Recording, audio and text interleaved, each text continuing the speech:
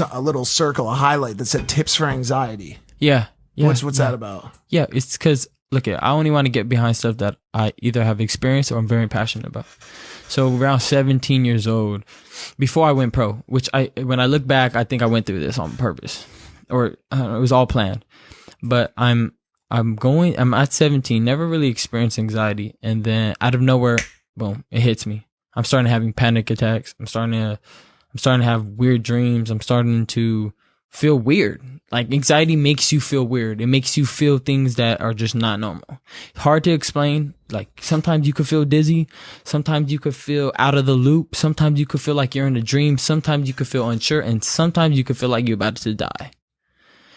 All those things literally help me learn and pay attention to my emotions, to things that trigger me, to things that are bothering me that I'm not sure of subconsciously. So once I understood that and once I controlled my emotions, it literally benefited me more than I could ever benefited me. And that is what I want to share to people. I want to help them if I can. Like, I want to give them tips. I want to be there for that kid like me that would cry in the mirror, look in the mirror, scream because I did not know what the fuck was going on.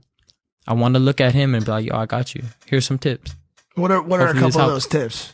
Tips is just the fact that, so when you're going through anxiety, you got to remember that it's all based on something. I know it's sometimes you're like, no, I got anxiety. I don't know where it came from, but it is somewhere. And you got to really look into yourself. Like, what are you doing that's not right?